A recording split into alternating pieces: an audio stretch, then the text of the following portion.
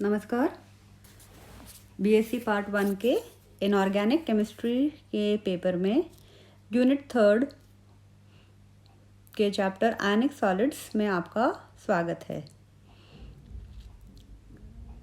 Radius ratio का part 1 और part 2 हम पिछले लेक्चर्स में कवर कर चुके हैं, जिसमें हमने radius ratio, coordination number, lattice energy इत्यादि जो उनके जो परिभाषाएं हैं वो हमने कवर की थी। और हमने देखा था किस तरह से रेडियस रेशियो और कोऑर्डिनेशन नंबर और उनकी ज्योमेट्री में इंटर रिलेशन होता है। और हम शुरू कर चुके थे कि किस तरह से रेडियस रेशियो का कैलकुलेशन हम कोऑर्डिनेशन नंबर से हम कर सकते हैं।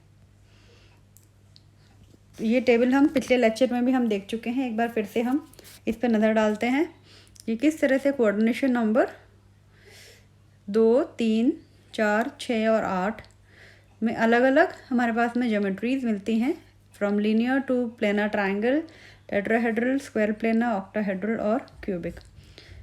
कोऑर्डिनेशन नंबर 4 की 2 ज्योमेट्रीज हैं, टेट्राहेड्रल भी है और स्क्वायर प्लेनर भी हैं, corresponding to different radius ratios. कि अलग अलग radius ratio same coordination number पे डिफरेंट जो रेडियस रेशियोज हैं वो अलग अलग ज्योमेट्रीज दिखाती हैं। ऐसे ही हमारे पास में रेडियस रेशियो एक समान होते हुए भी अगर हमारे पास में कोऑर्डिनेशन नंबर अलग अलग है, 4 है और 6 है, जैसे यहाँ पर रेडियस रेशियो 0.414 से 0.732 है, तो कोऑर्डिनेशन नंबर 4 के लिए भी वही है, परंतु उसके लिए ज्योमेट्री स्क्वायर प्लेनर है। सेम रेडियस रेशियो के लिए अगर कोऑर्डिनेशन नंबर 6 है तो उसकी ज्योमेट्री ऑक्टाहेड्रल है। तो we have two interesting combinations कि हमारे पास में एक ही कोऑर्डिनेशन नंबर के भी डिफरेंट रेडियस रेशियोज के लिए डिफरेंट ज्योमेट्रीज हैं, and on the other hand we have same radius ratios के लिए डिफरेंट कोऑर्डिनेशन नंबर के लिए डिफरेंट ज्योमेट्रीज हैं। एक बात और यहाँ पे गौर करने लायक है कि क्योंकि कटायन का साइज़ हमेशा एनायन के साइज़ से कम होता है, इसलिए रेडियस रेशियो का जो मान है वो हमेशा लेस देन 1 ही पाया जाएगा। पिछले लेक्चर में हम ऑक्टाहेड्रल ज्योमेट्री के लिए कोऑर्डिनेशन नंबर 6 के लिए रेडियस रेशियो का कैलकुलेशन की डेरिवेशन हम कर चुके थे। आज हम कोऑर्डिनेशन नंबर 4 के लिए टेट्राहेड्रल ज्योमेट्री के लिए, जिसका रेडियस रेशियो की रेंज 0.225 से 0.414 है, उसके लिए हम रेडियस रेशियो का कैलकुलेशन की डेरिवेशन हम करते हैं। सबसे पहले टेट्राहेड्रल जो अरेंजमेंट है वो हमें पता है क्या होता है कि सेंटर में जो सेंट्रल कटायन है, सेंट्रल एटम जो है, उसके 4 कोने में जो टेट्राहेड्रल अरेंजमेंट में है उनके हमने अज्यूम किया है कि वो एक क्यूब के अंदर हमने फिट करने की कोशिश की है। और क्यूब में फिट किस तरह, क्यूब मतलब यहाँ पर हम घन की बात कर रहे हैं जिसके लंबाई, चौड़ाई और ऊंचाई एक समान है। The length, breadth and the height are the same. वो हमारे पास में एक क्यूब है जिसके बिल्कुल सेंटर में बीचों बीच हमारे पास में ओ पोजीशन पे हमारा सेंट्रल एटम जो कि यहाँ पर कटायन है वो सिचुएटेड है। उसके 4 टेट्राहेड्रल कोनों पर 4 अनायंस स्थित हैं, जो हमने ये अज्यूम किया है कि क्यूब का जो ऊपर का फेस है ए, एफ, बी और जी, ऊपर का जो फेस है उसमें ए और बी कोने पर 2 अनायंस हैं।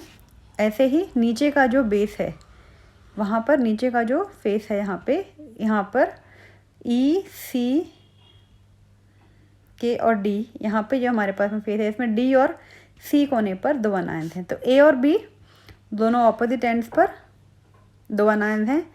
नीचे भी इधर सी और डी 2 ऑपोजिट एंड्स हैं क्यूब के, इन पर 2 अनायंस हैं। तो ऐसे हमारे पास में सेंट्रल एटम ओ पर 4 अनायंस हमने position A, position B, position सी और पोजीशन डी पर हमने प्लेस किए हैं। अब यहाँ पर हम ये कहते हैं कि जो परमाणु का जो आकार है वो इस प्रकार का है कि उनके किनारे परस्पर एक दूसरे को छूते हुए हैं। ये हम पिछले लेक्चर में हम ये डिस्कस कर चुके हैं कि सबसे स्टेबल पैकिंग कॉन्फ़िगरेशन कौन सी रहेगी, वो जिसमें सभी अनायन एक दूसरे को छूते हैं और सभी अनायन कटायन को भी छूते हैं। तो हमारे पास भी यहाँ पे स्टेबल बैकिंग अरेंजमेंट है जिसमें अनायंस और कटायंस जो हैं वो उनके जो किनारे हैं वो परस्पर एक दूसरे को छूते हुए हैं। तो घनायन के केंद्र बिंदु O से CD रेखा पर एक लंब OP पर हमने इस प्रकार से डाला है कि हमें एक त्रिभुज मिला है। त्रिभुज लंब डाला है तो मतलब क्या है, 90 डिग्री एंगल पर। लंब हमेशा 90 डिग्री के एंगल पर डलता है। तो ये जो सेंटर आपका जो एटम है जो कि कटायन है O उसका केंद्र है, वहाँ से हमने C और D दोनों अनायंस के केंद्र को जोड़ने वाली जो रेखा है CD उस पर एक लंब डाला है और वो लंब है पॉइंट P पर। OP इज दी परपेंडिकुलर और P पोजीशन पे वो लंब आया है। तो यहाँ पे OPD जो है वो एक परपेंडिकुलर 90 डिग्री का एंगल फॉर्म करेगा। लंब की बात हो रही है तो मीन्स एंगल 90 डिग्री ही रहेगा। अब क्योंकि समकोणीय त्रिभुज बनेगा, यहाँ पे 90 डिग्री एंगल है, तो समकोणीय त्रिभुज का मतलब हम इस पे हाइपोटेन्यूज, परपेंडिकुलर और बेस वाला जो पाइथागोरस थ्योरम है उस इक्वेशन को हम यहाँ पर लगा सकते हैं। तो हम यहाँ कह सकते हैं OD square is equals to OP square plus PD square. यहाँ पे क्या है, OP perpendicular OP square plus PD square will be equal to OD square. OD यहाँ पे हाइपोटेन्यूज है, यहाँ पर OD square will be equal to OP square plus PD square. तो ये तो है बेसिक आपका पाइथागोरस थ्योरम का राइट एंगल ट्रायंगल का एक इक्वेशन। और यहाँ पर जैसे हमने पिछले लेक्चर में भी हमने देखा था कि यहाँ OD जो है, OD का जो डिस्टेंस है यहाँ से O से लेके ये जो पॉइंट है यहाँ पे कटायन ख़त्म हो रहा है और अनायन शुरू हो रहा है। तो यहाँ से लेके इस पॉइंट O से लेके इस एज तक कटायन है और फिर इस एज से लेकर D तक अनायन है। तो D से लेकर यहाँ पे हम क्या कह सकते हैं, ये R माइनस है और इस पॉइंट से लेकर O है R प्लस। तो O से लेकर D जो है वो बेसिकली क्या है, R plus plus R minus, कि it is sum of the radius of both the cation and the anion. कि ये जो डिस्टेंस है OD ये घनायन की त्रिज्या और अनायन की त्रिज्या का योग है। तो इसको हमने यहाँ पर ले लिया, OD की जगह हमने R plus plus R minus का होल स्क्वायर यहाँ पे लिख दिया और बाकी जो इक्वेशन है हमने ऐसे कैसे रहने दिया, OP square plus PD square. अब हम एक, क्योंकि PD स्क्वायर तो हम ये कह सकते हैं, PD स्क्वायर तो हम कह सकते हैं कि ये R माइनस है, परंतु OP के मान हमें नहीं पता है। तो ये हमारे पास में जो इक्वेशन है वो इतना सरल नहीं है, इसलिए हम इसमें OP के मान को निकालने की हम कोशिश करते हैं एक ऐसे पैरामीटर में जो कि हमारे पास में नोन हो या जिसे हम इक्वेशन में यूज़ करके हमारा इक्वेशन सिंप्लीफाई हो सके। तो उसके लिए हम क्या करते हैं कि उपरोक्त चतुष्फलक का सारा जो टेट्राहेड्रल है ये एक घन के विपरीत कोनों को मिलाकर बनाया गया है। घन के विपरीत कोनों का ये जो टेट्राहेड्रल हम बिल्कुल बिगनिंग में हम कह चुके हैं, टेट्राहेड्रल जो है वो घन के विपरीत कोने की, यहाँ पे D और C भी विपरीत कोनों में है, A और B भी विपरीत कोनों में है। तो घन का विपरीत कोना है, इसका मतलब यहाँ पे F से लेके C, क्योंकि घन है, क्यूब है, इसलिए उसकी लंबाई, चौड़ाई और ऊंचाई सभी एक समान, the length, breadth and the height will be all equal.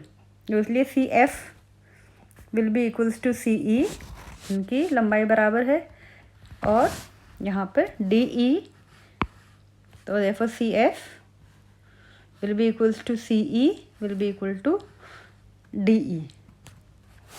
ठीक है, तो हम ये जो ट्रायंगल हमारे पास में बन रहा है CDE, ये जो ट्रायंगल हमारे पास में जो बना है उससे हम ये कह सकते हैं कि यहाँ पर भी हमारा एक राइट एंगल ट्रायंगल बन रहा है।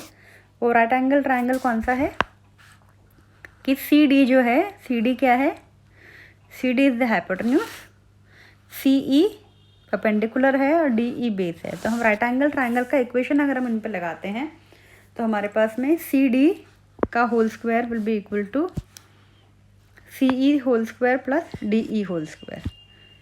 इसी को हमने दूसरे तरीके से यहाँ पर लिख दिया, डायरेक्टली अंडर रूट लगा दिया है कि सी डी का मान भी जो आएगा वो whole under root of D E square plus C E square. ठीक है, और क्योंकि डी ई और सी ई दोनों के मान बराबर हैं, इसलिए हम इन दोनों को ऐड करेंगे तो एक ही वैल्यू है, इसलिए हम इसको ट्वाइस कर देंगे किसी भी एक लेंथ को लिखते हुए, चाहे आप यहाँ पे सी ई लिखें चाहे आप यहाँ पे डी ई लिखें, एक ही बात रहेगी। तो यहाँ पे C D will be equal to whole under root of 2 C E square, और जब हम अंडर रूट हटाएंगे तो सी ई क्योंकि होल स्क्वायर में, इसलिए सी ई का मान होल स्क्वायर में है तो वो अंडर रूट हट के कैंसिल हो जाएंगे और अंडर रूट 2 रह जाएगा। तो यहाँ पे सी डी का मान है हमारे पास में अंडर रूट 2 सी ई रह जाएगा। और सी डी का जो मान है, यहाँ हम देख रहे हैं सी डी का जो मान है वो क्या है, हमारे पास में डी पी या पी डी का जो मान है उसका बिल्कुल डबल, क्योंकि यहाँ पे एक लंब डाला था। तो लंब का मतलब क्या होता है कि 90 डिग्री का एंगल बनाएगा और बाइसेक्ट करेगा। बाइसेक्ट का मतलब 2 बराबर हिस्सों में उसको डिवाइड करेगा। तो इसलिए P जो है वो C और D की जो लाइन है इसको बराबर 2 हिस्सों में डिवाइड करता है। तो DP will be equal to PC। इसलिए यहाँ पर हमारे पास में ये जो CD है we can write it as 2PD is equals to under root 2 of CE। तो यहाँ तक तो हमारे पास में ये समझ में आ गया हमें कि PD या DP जो भी आप लिखना चाहें इसे का जो मान है वो हमने किस फॉर्म में लिया है, अंडर रूट 2 ऑफ CE के फॉर्म में हमने इसको कैलकुलेट कर लिया है। अब क्योंकि CE will be equal to CF, कौन सा है, CE will be equal to CF और CE ये मान बराबर हैं, और CF क्या है, ऊंचाई है। CF क्या है यहाँ पर, ऊंचाई है। और यहाँ पर ये P जो है वो भी क्या है, बेस पे ही एक पॉइंट है। जो आपका जो क्यूब है उसका एक जो सतह है उसी पर एक पॉइंट है, और यहाँ जो पॉइंट O है वो बिल्कुल उसके बीचों बीच है, आपके जो क्यूब है उसके बिल्कुल बीचों बीच है। तो हम ये कह सकते हैं यहाँ पर कि ये जो पॉइंट OP है, ये जो पॉइंट OP है इसको अगर हम डबल कर देते हैं तो हमारे पास में किसके बराबर आएगी, वो CF के बराबर आएगी। CF कह लो या CE के बराबर आएगी। तो ये जो OP का जो मान है, ये OP यहाँ पे जो OP का जो मान है यहाँ पे विल बी इक्वल टू, या हम कह सकते हैं 2OP। OP की लेंथ को अगर हम डबल कर देते हैं, 2OP अगर हम करते हैं तो this will be equal to CF। और क्योंकि CF बराबर CE के है तो हम यहाँ पर इस इक्वेशन को वापस से रीराइट कर सकते हैं। CE will be equal to CF is equals to 2OP। ठीक है, अब हमारे पास में क्या आ चुका है, यहाँ पे इसका मान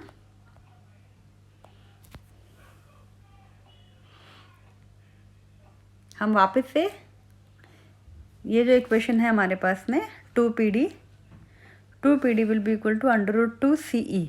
तो हम CE की जगह 2OP लगा देते हैं, क्योंकि हमारे पास में जो पहले ये जो इक्वेशन है उसमें PD का मान हमें पता है कि R माइनस है, हमें किसका मान नहीं पता है, OP का मान नहीं पता। तो इसलिए हमें जो हमारा नया जो समीकरण हमारे पास में आएगा इसको हम OP के मान के रूप में ही निकालेंगे, ताकि हम इस इक्वेशन को फर्दर सॉल्व कर सकें और हम आगे रेडियस रेशियो का मान निकाल सकें। तो यहाँ पर